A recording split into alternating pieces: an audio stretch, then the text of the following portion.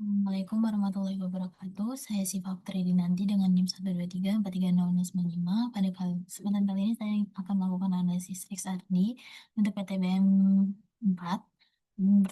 Pertama-tama kita mau datanya dulu. Jadi datanya sebelumnya itu sebenarnya ini pakai 100.100. Cuman saya perbaiki karena terbacanya itu jadi 100.000 bukan 100,1 gitu. Ini kita kontrol A dan copy. Terus kita masukkan ke sini di paste. Habis itu ini unitnya ini angel. Terus ini intensitinya. Terus kalau udah itu kita align. Ini sebagai X, ini sebagai Y. Ini untuk hasilnya, tapi kita mau karena masih banyak noise, jadi kita sinyal processing terus kita smoothing. Kalau sebenarnya untuk perlahan-lahan itu bisa. Jadi misalnya ini 20, kita lihat hasilnya di object manager ini kita hapus. Nah ini jadi udah lebih kelihatan, cuma masih agak masih berantakan. Jadi kita sinyal processing lagi, ubah jadi 30 mungkin.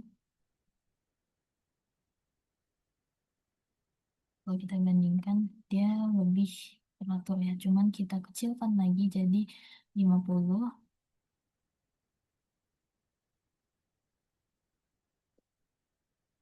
Lihat peaknya nanti. Dan ini udah lebih teratur gitu, udah lebih sedikit peak-peaknya. Terus kita ini kita pilih angkanya ini, klik dua, terus kita scale jadi yang udah ada peaknya dua itu ada di sekitar 10, nih sekitar 100, tapi kita pilihnya di 150 aja. Terus sampai ke di 600-an. Jadi sebenarnya eh, saya juga belum tahu apakah ini dari datanya atau gimana.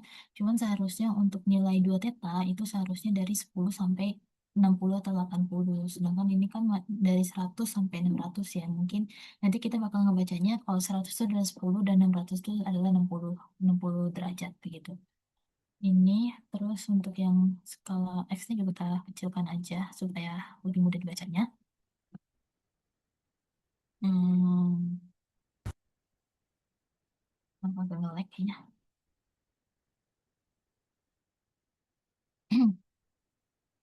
Ini kita scale juga dari 0 ke 100. Oke, ini udah lebih kelihatan ya. Terus ini kita ubah jadi ini nih dua tetanya. Ini dua teta. Terus ini intensity. Intensity.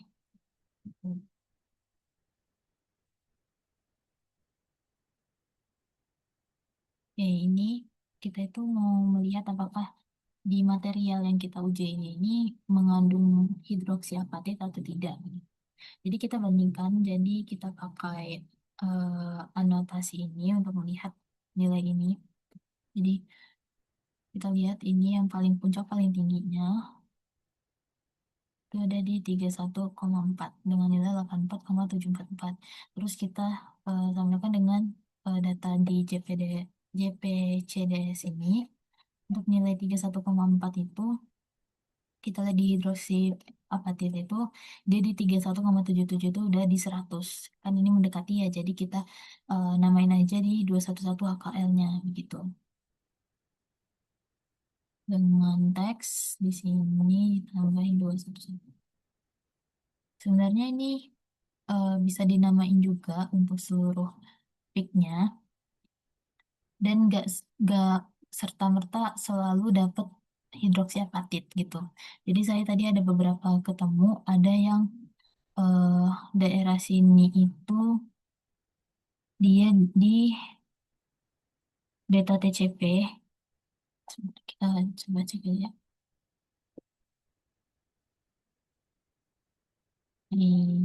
B7,8 itu ada di B7,8 ini. Dia ada di beta TCP gitu. Kita bisa namain juga jadinya 214 ya. Hmm, empat.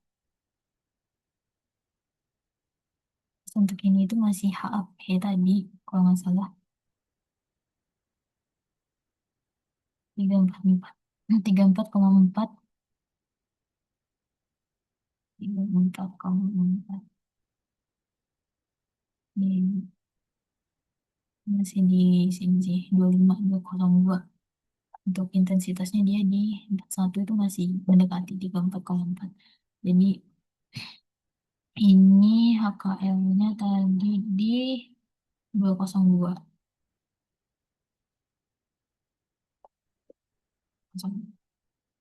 Itu pun dengan pik-pik lainnya. Cuman eh, dari pik-pik yang kita temuin ini tuh menandakan kalau sebenarnya si material yang kita cari ini tuh nggak semuanya itu berada di fase HAP gitu.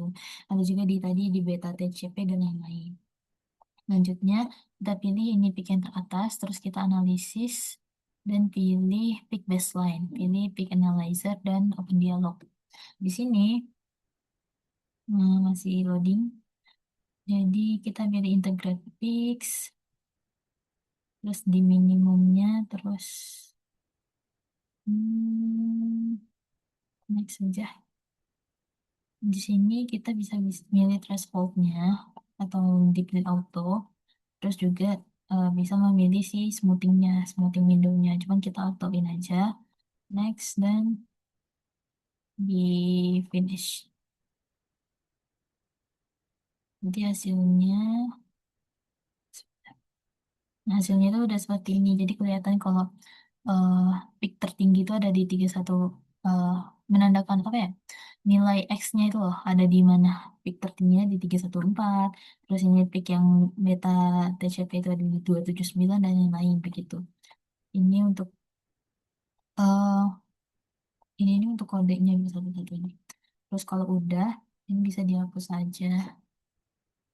Dan ini ya. Sebentar, kita akses dulu.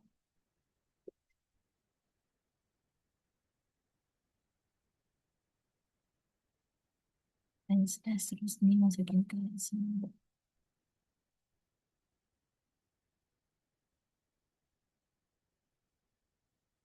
Ya, terus kalau udah kita ke analisis lagi, terus kita pilih pick baseline, pick analyzer dan open dialog lagi. Terus kita pilih fit fix, find fix. Terus kita finish untuk melihat data dalam tabularnya, dalam bentuk tabelnya. Isi loading.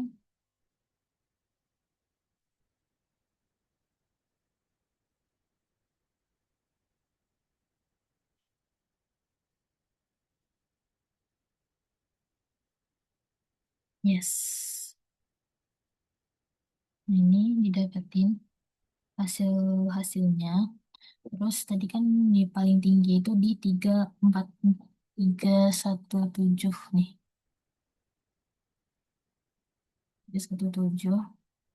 Sebentar. Nih,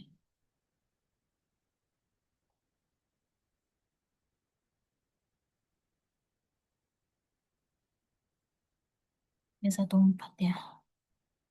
Kurang lebih di 317. Eh, sebentar. Buktinya di 314. Kurang lebih di 317 ini ya. Peaknya paling tinggi. Ini terus kita cari untuk nilai kristalitnya. Tadi saya udah hampir udah hitung kurang lebih. Tapi kayaknya ini agak beda soalnya yang sebelumnya itu saya pakai smoothingnya itu di 30 nggak salah. Sedangkan ini kan tadi pakai 50 ya. Cuma tadi tingkat kristalinitasnya itu didapat di 80% kalau nggak salah. Ini, ini. Lihat nggak? Lihat deh.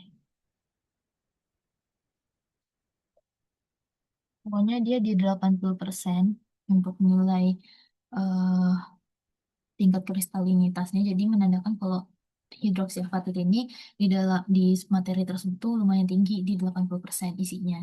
Tapi masih ada campuran lain kayak tadi ditemukan adanya beta TCP, terus ada hidroapatit yang tipe A itu juga. Terus tadi untuk ukuran kristalitnya ini kayaknya eh untuk perhitungannya itu didapetinnya berapa tadi ya? Sebentar, di dulu jadi pakai rumus Scarer yang K dikali lambda per beta cos theta itu didapetin jadi 0,9 dikali 0,154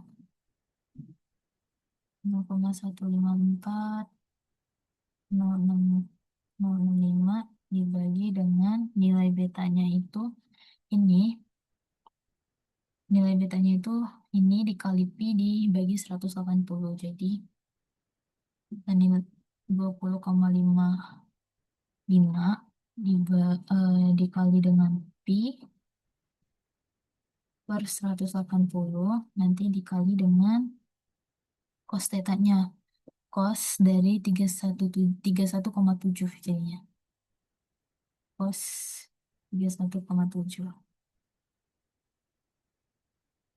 per 2 karena kita ngambil teta doang bukan 2 teta sedangkan 31,7 ini masih 2 teta tuh bagi 2 didapetin hasilnya tuh 0,403 0,403 ini masih dalam bentuk milimeter soalnya di nilai awalnya ini satuannya itu masih milimeter ini.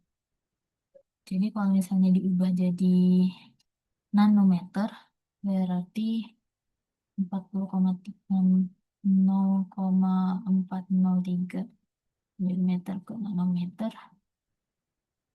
Hasilnya jadi 403.000 nanometer atau 403 mikrometer gitu. Mungkin sekian untuk uji analisis XRD. Saya tutup, mohon maaf bila ada kesalahan. Wassalamualaikum warahmatullahi wabarakatuh.